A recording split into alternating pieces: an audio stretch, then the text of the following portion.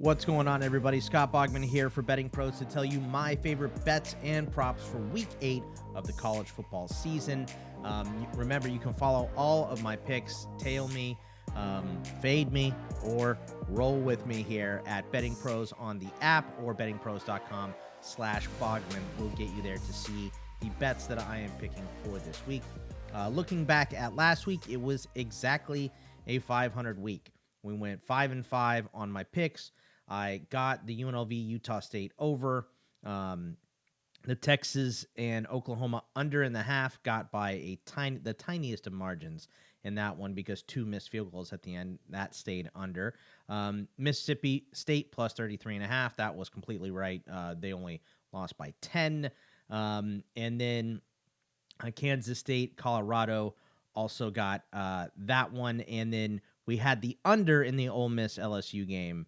And we got the under there, but we did miss the Ole Miss side. The other misses that I had, Penn State and USC got the hook there, 3.5. They won by 3.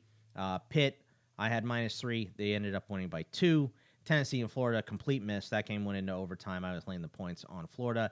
And then Iowa State, West Virginia, I had the over in that one, and that one was a complete miss as well. So 5-5 on the picks, 1-1 on the touchdown props.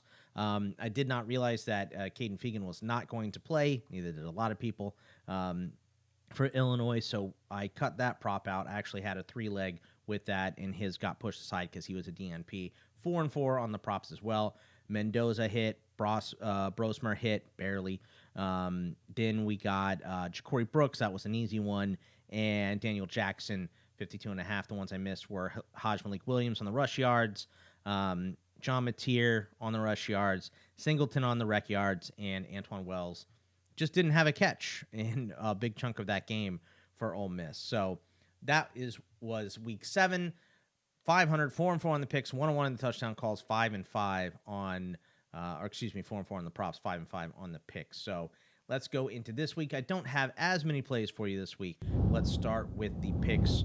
And the first one I'm going to give you guys is Indiana -6.5 at home, hosting Nebraska. Now, this is a big challenge, and I hear everyone talking about how, well, Indiana hasn't played anybody. Well, Nebraska hasn't played a lot either. They played Illinois, and they lost that game at home, but they also played Colorado, who is not nearly as good as we thought they were going into this season. So there's the strength of schedule is better for Indiana, surprisingly, than it is for Nebraska so far this season. I use PFF. A lot of people use other places, but I looked at 2 or 3 places. Strength of schedule has been tougher for Indiana. So both teams are coming off a bye, but I trust Coach Cignetti a little bit more on the Indiana side.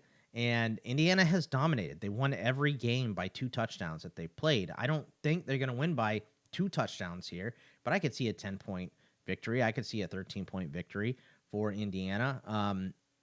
2 weeks to prepare for both teams. It should be a very good game, but I would lay the points, the 6.5, and take the Hoosiers in that game. The next one, and look, I've been bad at picking Michigan, so if you want to avoid this call because I have not been hitting these Michigan calls very often, fine. I'm going to keep hammering it, though. I really like Michigan on the road in this game at Illinois. The line has moved to 3.5. It opened at 1.5, but people are buying in on Michigan. And for me, it's the run game, right? Jack Tuttle is going to bring a little bit more to this offense, keep it a little more balanced. But we saw Purdue put up a ton of rushing yards last week on this team, on this Illinois team, and they had to win 50-49 in that game. Michigan still has a very good defense. So I think the Illinois offense is going to be a little bit overmatched by this Michigan defense. And we saw what happened against Penn State when they played an elite-level defense, right? They only scored 7 points in that game. They are hosting this one, but Michigan also coming off a bye, 2 weeks to prep for this game.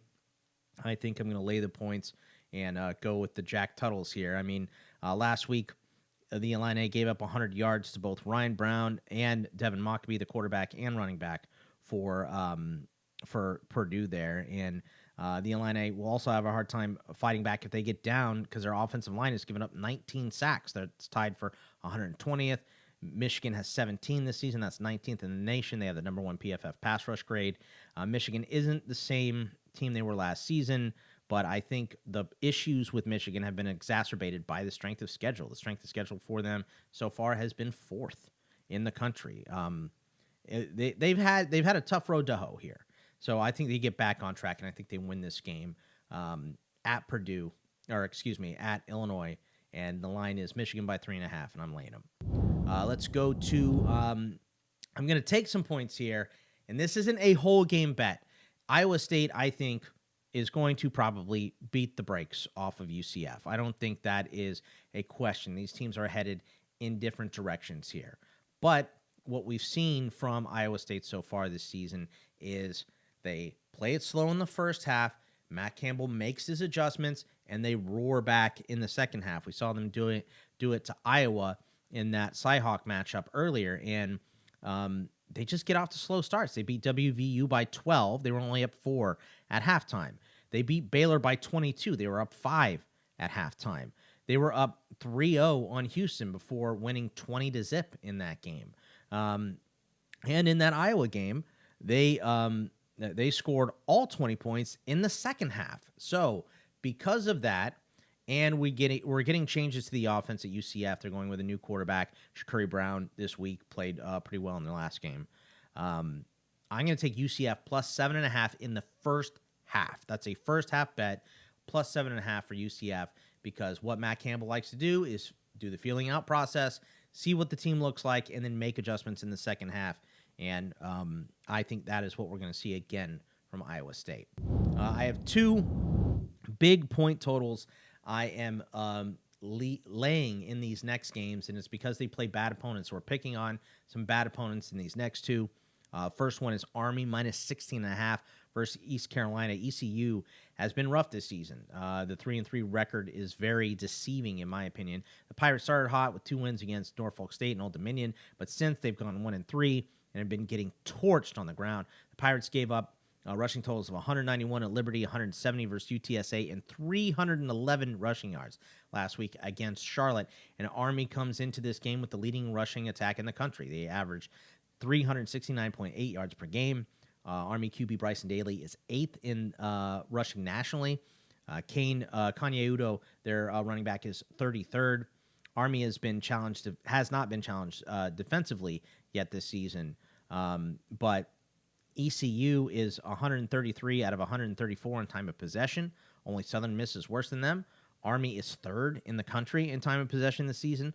They're 2nd in scoring defense behind only Texas, and 33rd in pass defense. ECU passes at a 58.5% clip. Army has been middling on defense. I mean, maybe ECU scores because Army hasn't been challenged yet, but Army's not going to be stopped in this game. I just don't think they match up very well in this game with Army, and I'm going to lay the points and take Army. The other game that I'm going to lay big points here, and that one is 16.5. It has already moved. I had it at 14.5, I believe, earlier this week. Maybe it was 15, but it has moved towards Army. SMU, I'm going to lay the points here, minus 16 at Stanford. And this is a decent-sized travel game going from Texas to California. It's a late game, late start for SMU. I don't think it matters. These teams are headed in opposite directions at this point. Stanford has already been blown out in 2 of their 3 home games. SMU had some struggles offensively early. They benched their starting quarterback, Preston Stone, for Kevin Jennings, their first game in Nevada. And then lost to what we now know is a good BYU team in week 2. We were kind of thinking, oof, they played Nevada close. Nevada's better than we thought. They lost to BYU. BYU's way better than we thought. Jennings has found his stride as the Mustangs have had 66 points versus TCU, 42 versus FSU, and 34 at Louisville in their last 3 games. SMU looks like the team that was projected to at least compete in the ACC, and they're now sitting at 5-1.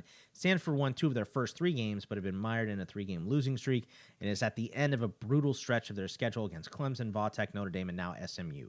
Stanford has been having issues at quarterback, and if they get down, it will be tough for them to mount a comeback with the 122nd ranked pass offense in the nation. Stanford has only scored 28 points in this 3-game losing streak, and while they might score against SMU, they will not be able to stop SMU.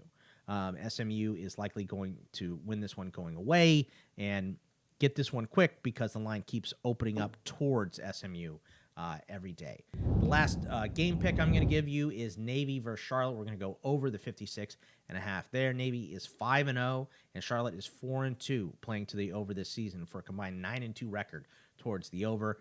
Navy is going to do the heavy lifting here. Charlotte is 109th in rushing yards allowed, and 107th in passing yards allowed.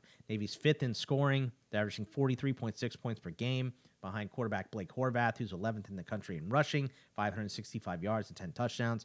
He mixes in some passes as well, which is not something Navy and these service academies typically do, but they've been doing it very well this season.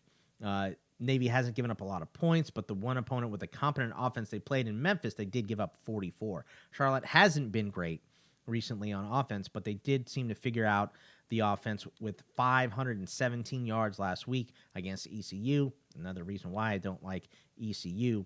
But Charlotte did score 21 points on a defense that quit in the fourth quarter, but that 34 points that they had scored up through the first three quarters would have been their high for the season. So it seems like behind their running back Hassan Wilson, they've kind of been breaking out. He had 15 rushes for 164 yards and 3 touchdowns. So Navy does most of it, but Charlotte is showing, at least last week, that they are not wholly and completely incompetent on offense. They're kind of figuring it out right now. So I like the over in that game. So just to go through the picks one more time, we're going Charlotte, Navy, over 56.5, SMU minus 16 at Stanford, Army minus 16.5 versus East Carolina. We're going UCF plus 7.5 in the first half. We are laying the points for Michigan at Illinois. It's 3.5, and we are laying the points for Indiana minus 6.5, hosting Nebraska. Before we get into props, if you're looking to up your sports betting game, join our exclusive sports betting Discord community at bettingpros.com/chat. Not only can you connect with expert handicappers who provide free picks for NBA, NFL, MLB, college sports, player props, live betting, and more, but now you can also participate in our weekly community picks. Cast your vote, see how your picks stack up against the experts, and track your success. Let's go to the props for this week. I got 2 touchdown calls for you guys. Luther Burden, Missouri wide receiver versus Auburn. It is plus money right now, plus 110. And Auburn has a good defense, but the only game that Luther Burden has not scored in so far this season was the Texas A&M game.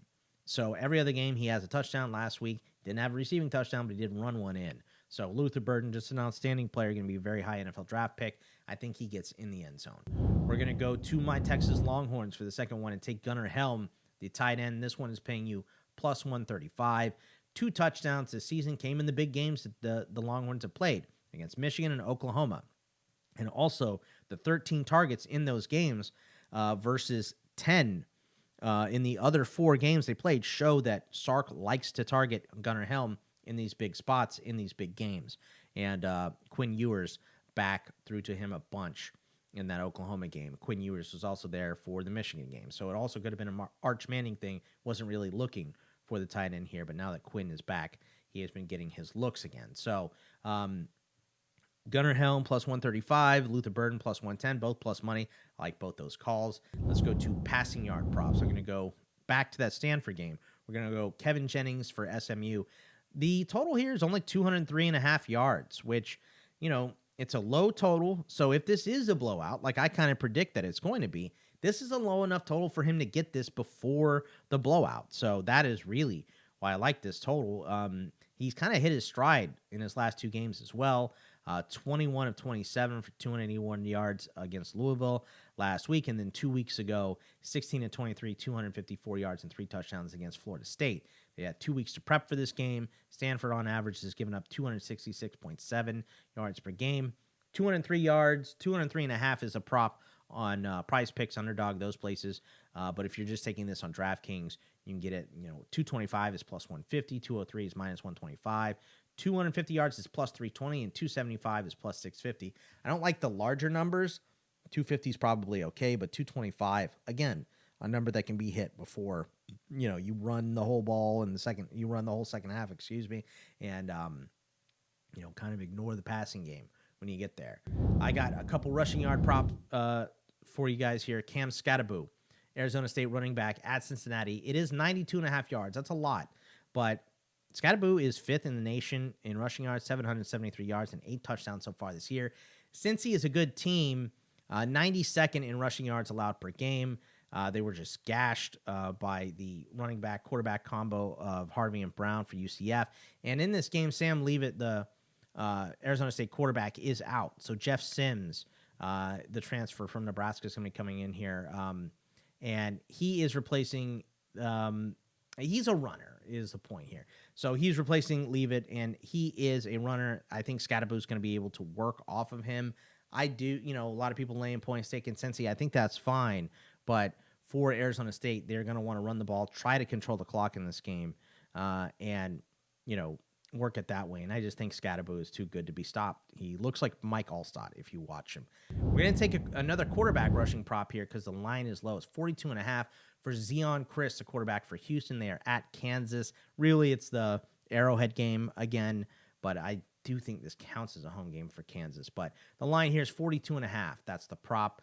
And his first start against TCU, because he took over for Donovan Smith, who I thought was a good quarterback, but has not been getting it done for Houston. They've had massive problems on offense so far this year, but he ran for 10 for 77, Leavitt against Kansas ran 10 for 77 last year, and they've had some problems against running quarterbacks. Garrett Green for West Virginia, 17 for 87. Matthew Sluka, before he quit on UNLV, 19 for 124, and pretty decent first start for Zeon Chriss last week. 11 rushes for 97 yards and a score against TCU, who admittedly is not a good defense. But I think that Zeon Chriss, this is a tool in his toolbox, and they are going to use it. They need everything they can to get some offense here in Houston and make it work. So 42 plus is minus 125. You can bet this one all the way up to 80 at plus 650. So anywhere in between that you feel comfortable with. But if you're doing those props, I like this 42.5 line a lot. All right, I got 2 receiving yard props for you guys here. Xavier Restrepo, the Miami wide receiver at Louisville, 86.5. He's cleared this total in 4 of 6 games that he's played. And Louisville has given up some big games to number 1 wideouts. UVA wide receiver Malachi Fields had 17 targets, 9 catches, 129. Georgia Tech wide receiver Malik Rutherford, 9 targets, 7 catches, 113 yards. And even SMU's tight end, RJ Maryland, had 6 catches for 83 yards against them. And I think this is a back-and-forth game. I do like Miami in this game, even on the road. A lot of people don't. But if you don't, then you're probably thinking Miami is playing comeback late. And Cam Ward's going to get the ball to his playmakers. We know that he is at least going to do that. And 85 plus is minus 125 here. You can bet this one up to 110 plus at plus 290. But like I said, he's cleared this in most games. And the games that he hasn't are games that they haven't needed him. They're going to need him in this game against Louisville. So I think he has a decent week. And my last pick, I'm going to go to Jahmal Banks, the Nebraska wide receiver at Indiana. I picked Indiana. I think they do win this game, but that means I think Nebraska is playing from behind late and throwing the ball a decent amount in the second half. The total here for him is 41.5 on an Underdog and Prize Picks. It's minus 115 for 44 plus. You can bet this one all the way up to 90 plus at plus 750. I think 50 or 60 yards is probably more than enough if you want to delve in here, if you're not doing just the parlays on Underdog and Prize Picks. But he leads Nebraska wide receivers in snaps and receptions, 21 for 283 yards and 2 touchdowns. Indiana is the favorite. And, again, I think that Nebraska is playing from behind. He's gone over this total in 3 of 6 games. Games he didn't go over this were interesting. Travis Hunter had him in Colorado, and we know how good Travis Hunter is. He wasn't needed in the Northern Illinois blowout, and the whole offense was bad against Rutgers a couple weeks ago. But 2 weeks to prepare for this game.